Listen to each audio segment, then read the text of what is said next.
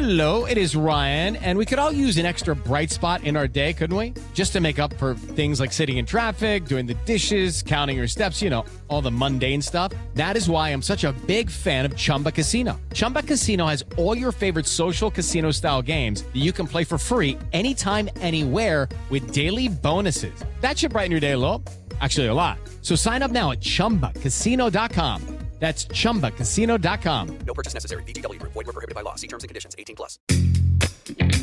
Hello, everyone. Welcome to Music Connects People. I am your host, Thom Jennings, a music writer for the Niagara Gazette, Lockport Union Sun and Journal, and any other outlet that will accept my writing. So today, I know we haven't been doing many episodes of Music Connect People. In fact, we haven't done any for a long time. And I conducted an interview with Eliot Lewis, formerly of Hall & Oates, the Hall & Oates band. And it's kind of weird to say that because Eliot has been with the Hall & Oates band for quite some time. Before that, he was with the Average White Band. And now he's just putting a whole ton of effort into his solo career. He's been a solo artist for quite some time. If you get a chance to see him live, as I will very soon, in fact, this coming Sunday, after I'm recording this in June, I advise you do it. He's a great performer. I really enjoy him. Now, I met Eliot in 2015. I had booked him for a small show in a town called Medina, New York. I'd been introduced to him by a friend, a mutual friend named Phil, who had been booking some shows for him. And Phil, we met up through the Todd Rundgren fan community. And Eliot has worked with Todd as well, was on his Clearly Human virtual tour, and as part of the Daryl Hall Band, also played with Todd during Todd's opening set for the Daryl Hall solo tour. And of course, Eliot has performed, I can't even name the people that he has performed with. There's so many of them because he was the up till now, the only member from live from Daryl's house, aside from Daryl, that appeared on every single episode. Now, this interview was originally scheduled to be a video interview, a Zoom interview. We did conduct it via Zoom, and unfortunately, I did not hit the proper record button on the Zoom, but thankfully, I had a backup plan. I have a little thing called a PodTrack P4, which I record my audio podcast on, and we had a backup audio, and so we are able to salvage this great interview, and if you're a fan of Eliot's, I'm sure you're going to enjoy it. So, without any further ado, as the French say, here's my interview with Eliot Lewis.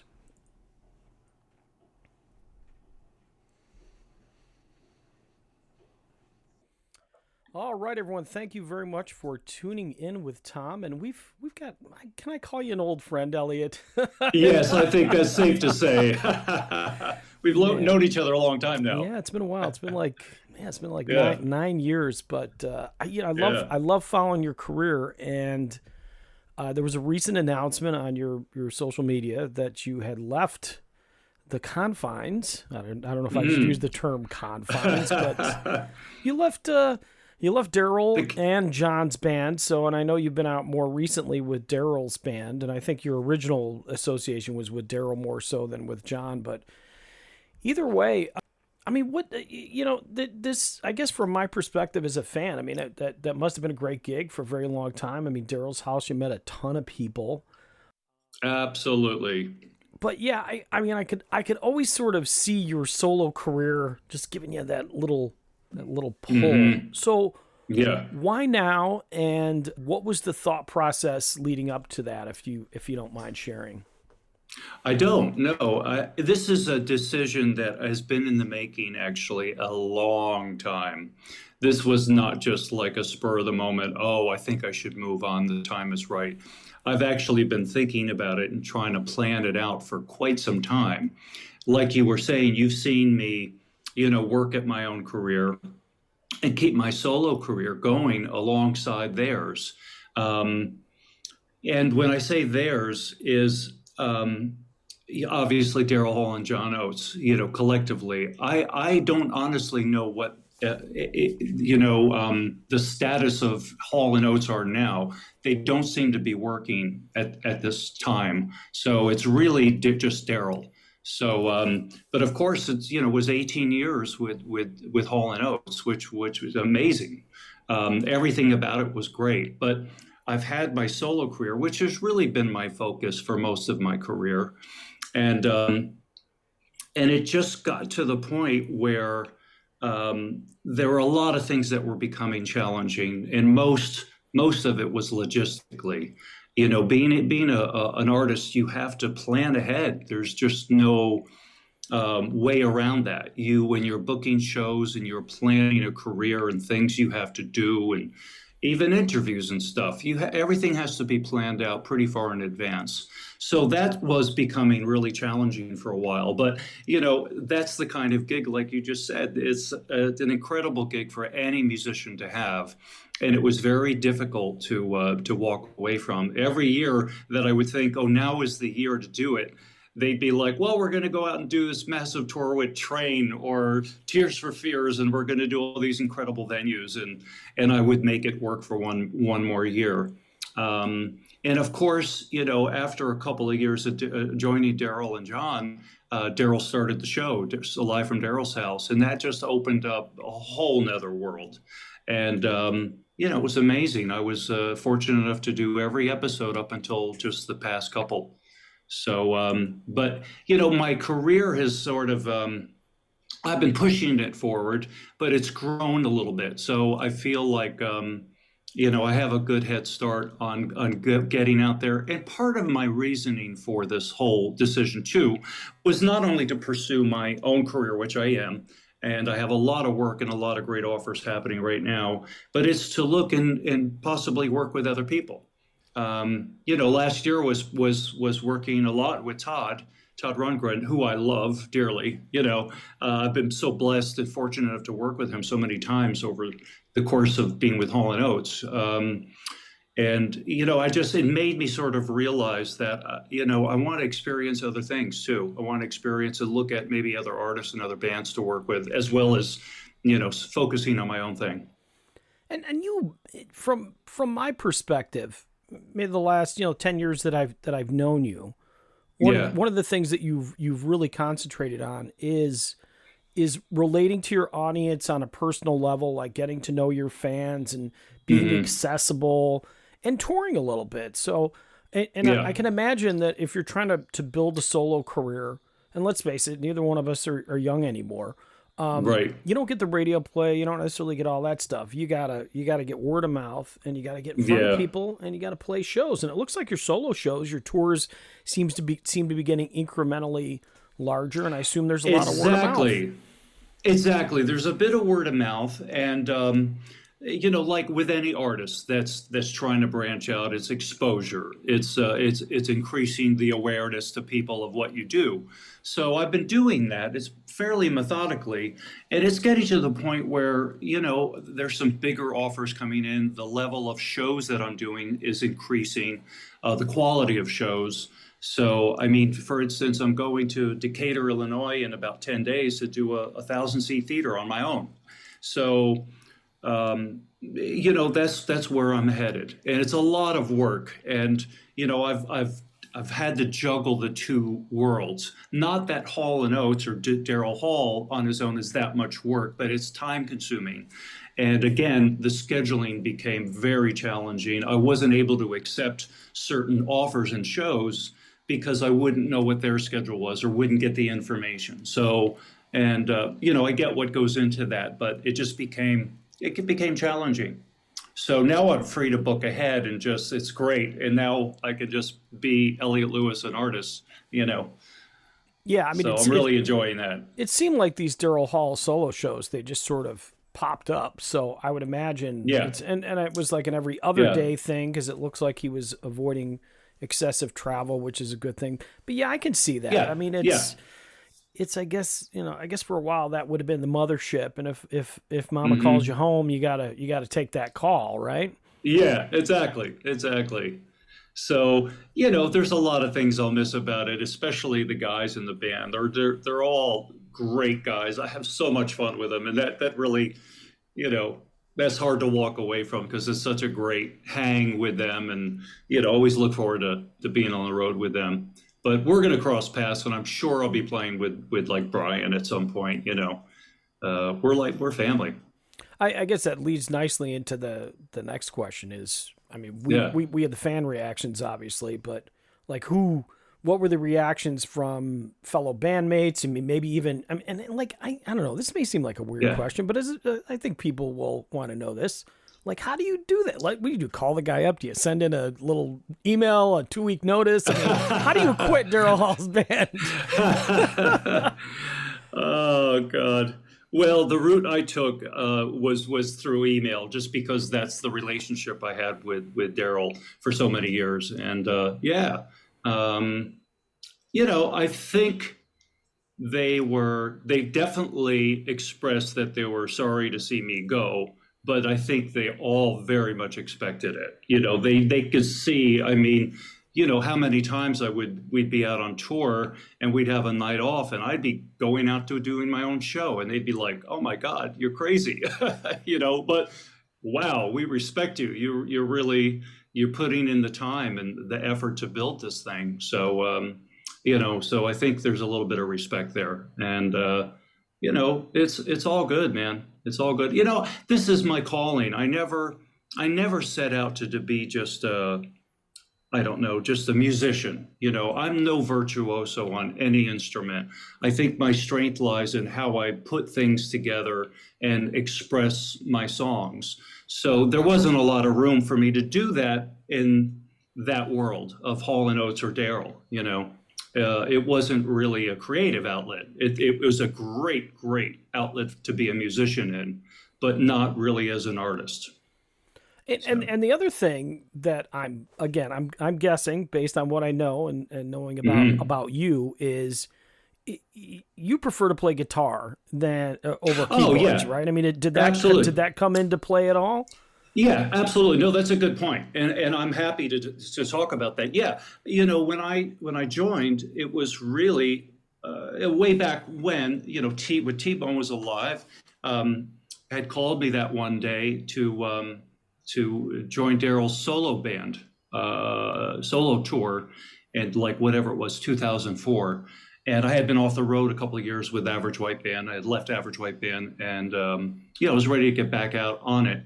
And T-Bone called, and I did the tour, and it went great because they were looking for like a utility guy to do some keys, some bass, some percussion, sing, maybe a little guitar. So I did a bunch of things on that tour. And then at the end of it, and Daryl asked me to join Hall & Oates proper, the position that was open was a keyboard position. And so, yeah, of course I took it because I like playing keys, but I never considered it my main instrument. I never considered the instrument that I would sort of end up getting the most exposure on. That was far from what I envisioned.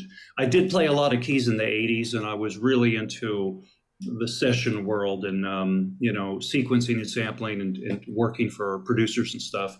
But I never saw myself as being a real performing keyboard player. It just sort of happened that way because that was the position that was open. They had T-Bone, they had a guitar player, they had John, of course, and Daryl all played guitar. So, that's how that happened. It was great. I had a lot of, there was a lot of variety in my life with that because I would play keys predominantly for them. I played a little bit of guitar here and there, but mostly keys. But then I'd go off in my own career and play guitar. So the variety is nice.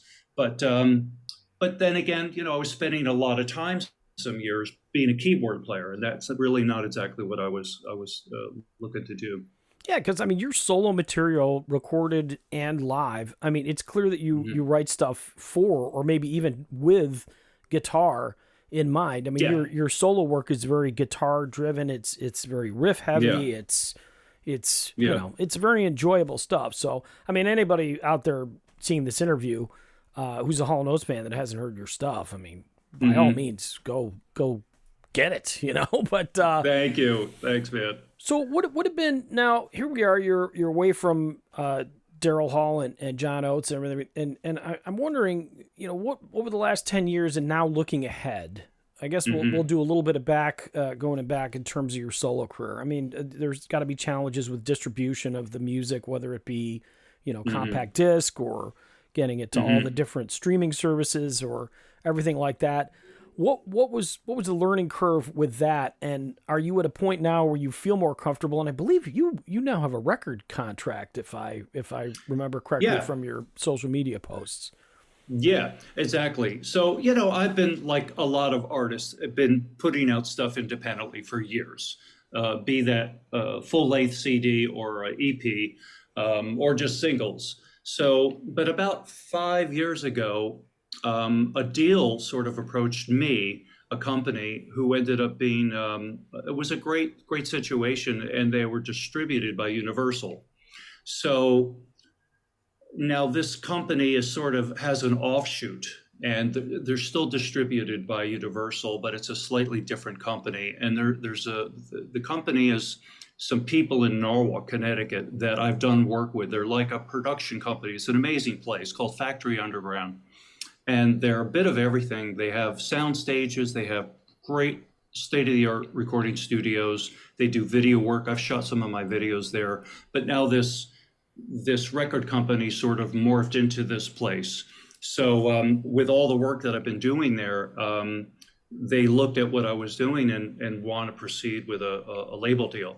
So, and they had some great suggestions. So I've put out a record pretty recently called Anything is Possible. And obviously did it all myself like I do with most of my records. But they had a great suggestion. Why don't I add 2 cover songs to it? And I did, and I recorded a song I've been playing literally all my life, Pick Up the Pieces by the Average White Band. I did my own recorded version of it, which I had never done actually. And I picked a song that's been in my show. I pull out every now and again because I love it so much. One of my favorite songs by artist Gary Wright that recorded Dreamweaver. Yep. So the song is called Love is Alive. And it's one of my favorite songs, and I'm so happy they suggested me doing covers. They said, pick anything you're comfortable with. So I just thought that really hits the mark as far as a cover song that represents what I do musically. It's funky, but it's got an edge to it. And I'm actually getting back into my funkier side. I'm embracing like pretty much full steam my funkier side, because soul music was a big part of what I did for a long time with Average White Band. It is part of my own thing anyway. So I'm sort of embracing that. And you'll actually hear some more keys in some of the music I'm doing now. Yeah, I mean, Love is Alive. Wow, what a great song. Oh, it's such a great song. I don't know. I got to see Gary with Ringo's All-Star Band. And nice. And seeing that song live, I haven't heard you play it live, which hopefully I will at some point. But it's just it's one of those weird songs that if you haven't heard it in a while and then you hear it again, you're like, wow, that's just a great song. It's a beautifully put together song. Yeah. It's got an incredible groove, and his thing was so unique too because back then when he came out, it was all keyboards. Yeah, and this was before sequencing and sampling and really probably just before drum machines. I mean, it was before drum machines. It was mid 70s, 75 or something like that. But he was one of the first artists that I ever discovered that was an all keyboard band. But he was very clever. He would come up with sounds that were like clavinet based that sounded like a guitar. So if you didn't really dissect it, you might not know that was all done with keyboards. Yeah, and he had the little keytar and everything. I mean, he was just a cool dude. And I think he was with Spooky Tooth before he went solo, I think so. Right? Exactly. Okay. Yeah. Well, it's interesting. I mean, and you've done some other. I mean, Ready for Love did a great Bad Company cover. I mean, you really do come from a place of kind of some unique song or styles that sort of merge together. As I think I've told you in the past, some of your stuff almost reminds me of AC/DC at times. And I know you were a Kiss fan growing up, so I guess you're kind of used to that sort of riff heavy stuff. I always the song to me that I feel like always exemplifies you and your career is of course Crusade. Just a great song, and it seems so autobiographical because it really your career has been that, and now you can you can really go off on the Crusade and convert everybody, right? Well, at least I feel like I have to try, Tom. I feel like, we were saying none of us are getting any younger, and that if I was ever going to do this now, sooner than later would be the time. I still feel good physically and mentally, and I've sort of been preparing myself for the amount of work that's going to take to be an artist and the traveling and, physically the demands of that. So I'm really excited about what the future holds. And again, I want to mix it up and do a lot of different things now. So, Yeah, and I think you touched on it earlier. Maybe the most important takeaway is the fact that just because you're putting more emphasis on the solo career doesn't mean you wouldn't wind up in somebody's band. I well, mean, yeah, yeah, but more than likely, I don't, I would, if a situation came about, would probably be on guitar or something like that. Might not be on keys because I've played keys now for a long time. I want to get to what's a little bit closer to my vision and what feels comfortable for me, you know. But, all I can say is too is, I mean, this past 18 years have been just unbelievable. I never thought it took me to places I never thought that I would go in a career. It took me to my all-time dream venue, playing Madison Square Garden several times and all over the world. So it was an incredible experience. But like all things, all things are going to come to an end, and I want to experience some other things why it makes sense, why the timing is right. yeah, and I mean, I'm going to try to say this diplomatically. It may not come across that way, but I would think that Daryl Hall solo or Hall and Oates. I mean, they're at a point where they are. I mean, they're not really recording new music, so you're probably not feeding that aspect of it. They're probably playing a lot of venues that you've already played. This last tour with Todd Rundgren must have been a nice piece for you, and you had done the virtual tour. But awesome, yeah. But like you said, and I have to say, I can't say enough about Todd. I mean, I love him, and maybe in some way, playing with him so much last year gave me the inspiration. Just because he's such an incredible artist. He's so free to do whatever he wants and play by his own rules, and he really is in it for the music and the art of it. He doesn't care about anything, maybe to a fault, but that's inspiring to be around for an artist. And so, all things led to this for me. And I'm incredibly happy about it. But I'm also incredibly happy about the last 18 years, It was an amazing experience. Yeah, well, and again, they're all these everything leads up, like you said, things happen for a reason, and you're kind of at a point. I mean, back to Todd, of course. I mean, Todd, I'm a huge Todd Rundgren fan, as you know, and that's how I came to know you, was through his music.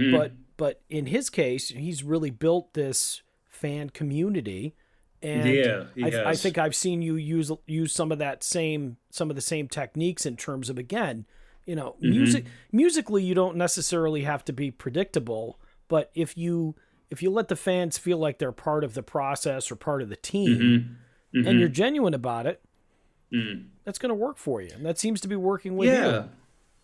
Yeah, I mean, I'm super, super grateful for anybody that is interested in what I'm doing. So, I do try to engage as much as I can. Now, from the outside, it probably looks to maybe some people that I've gone a bit quiet, but it's only because I've been working so much on music that I don't have time sometimes to do all the social media stuff that I should be doing. But I'm building it.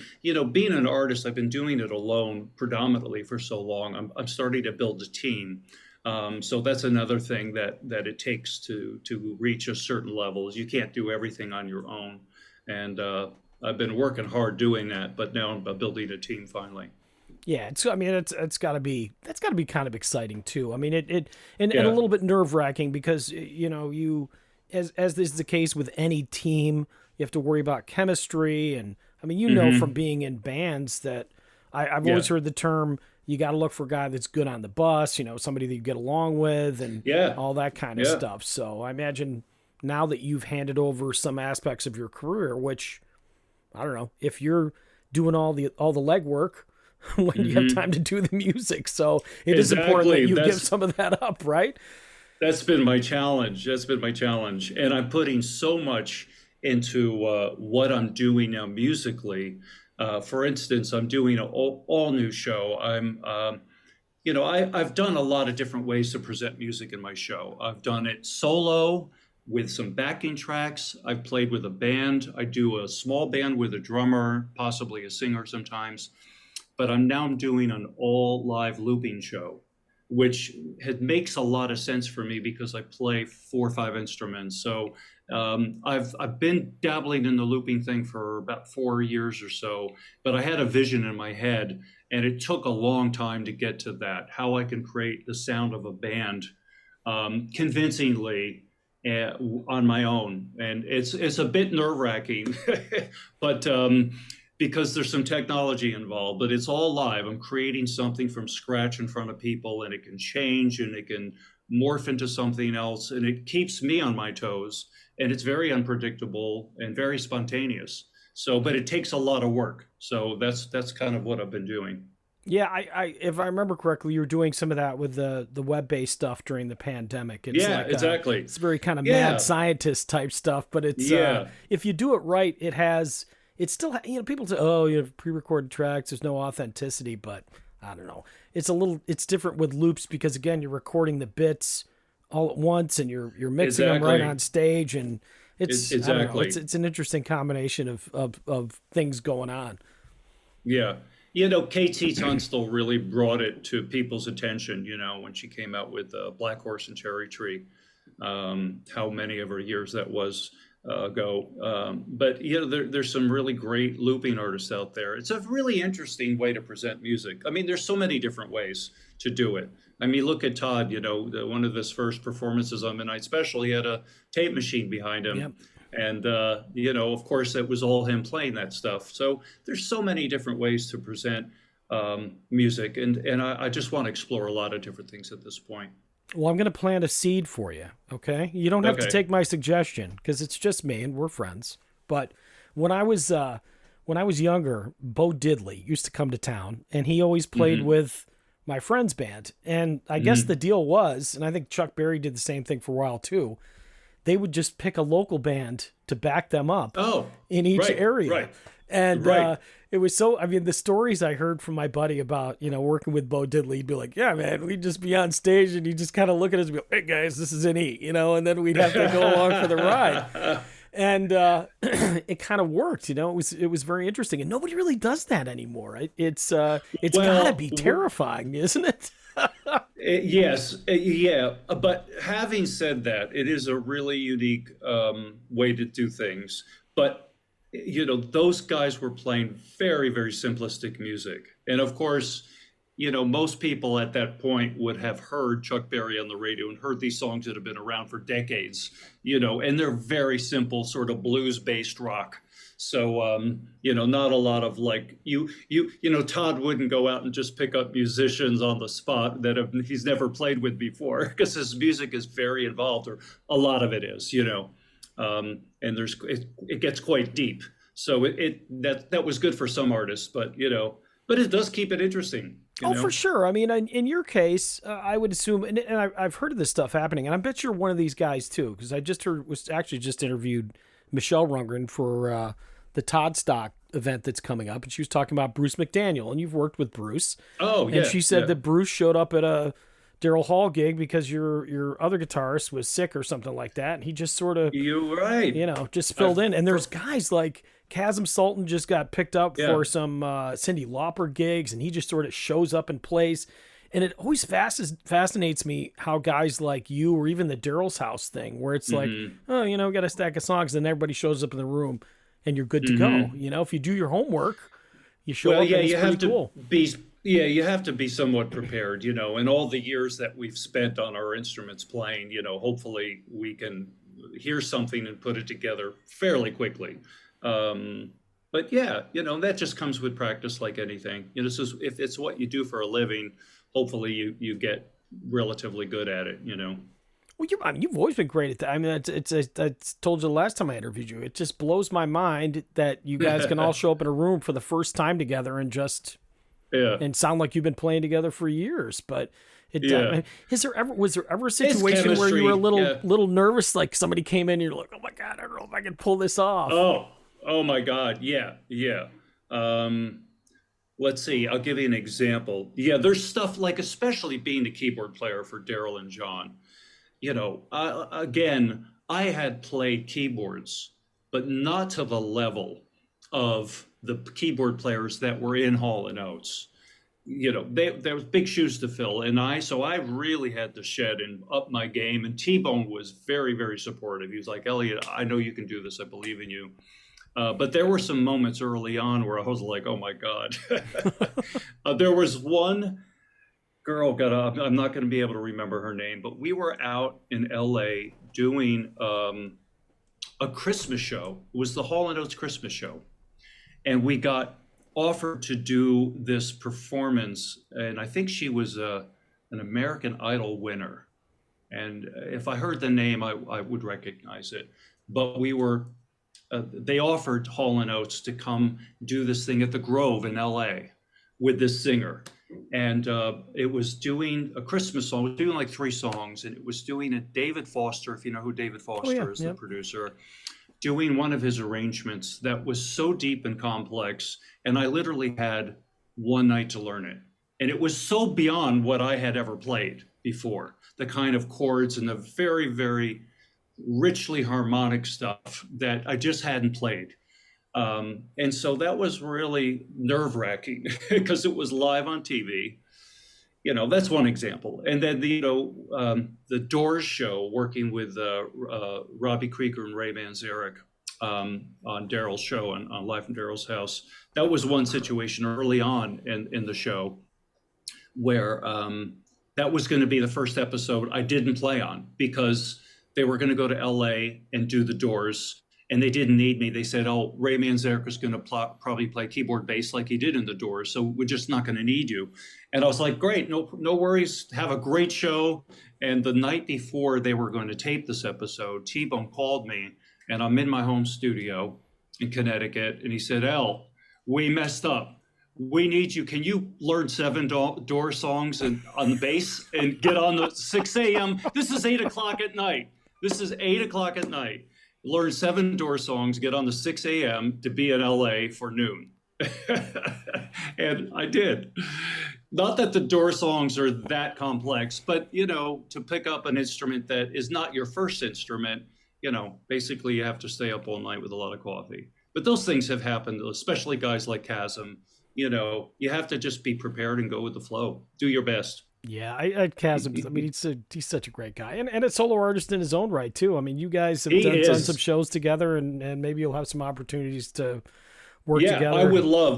I would absolutely love to work with Chasm. We did at least one show together, and then of course the virtual shows. And he's a monster, man. He's a giant. He's a master musician. He's a great guy, and I hope we cross paths again. Yeah, I get there's times I literally just get sucked into his bass playing because it's like sometimes the bass is sometimes you think of like John Entwistle or Chris Squire or all those big sounding guys, but man, you listen to Chasm and he reminds me of like Phil Lesh of the Grateful Dead, this sort of unsung hero that you don't really notice him until he's gone.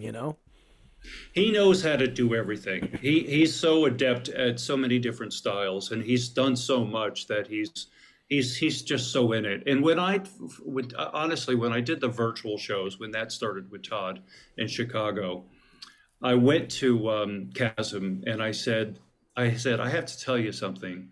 I said, this is the first time that I have felt like I've played with a musician that reminded me of T-Bone, of his caliber. And it's the highest compliment I could pay any musician because T-Bone was like that. He was a giant master musician who could fit into anything. And Chasm gave me that feeling. And I just thought, wow, this is comforting, and I wanted to let him know. And he's great. He's the real deal. Yeah. And it's, man, I've lost friends too. And I can always tell when you bring up T-Bone that was a huge loss for you. And I think in some ways, if he was still alive, you may or may not have stayed in the band. Although I feel like he would have been the first one to go, well, do what you got to do, man. Because I want you to succeed, I mean, he's a guy I wish that I had a chance to interview or wish I had a chance to know. And as I've told you, that Paul Carrick's Groove Approved record is one of my favorite records of all time. And he did such an amazing job producing it. He just has Hey, Paul he Carrick's just had amazing. a sense of, how to get such a great Yeah. performance out of Paul and whatnot. Well, Mm-hmm. we're at about 30 minutes, so let's wrap it up. And, I think we should make a pact to check in at least 6 months and see how things are going. Cause this is all still new in the sense that not new Yeah. that you're a new solo artist, but it's new that you've taken the step away. In terms of your solo shows, you've given us a sense of where you're at with the loops and everything. And I'm gonna tell you a little personal thing. I've always found it difficult if I have to prepare for something. Like I've just started doing some stand-up comedy, and again after Oh, cool. stepping away from it for a few years, that rehearsing, if I don't have anybody else to push me, is always a little bit difficult. Do you? Is it a struggle to prepare yourself for your solo shows because it's just you, and the drummer can't yell at you for being out of time or whatever? Or is it just very natural for you to be able to kind of prep on your own?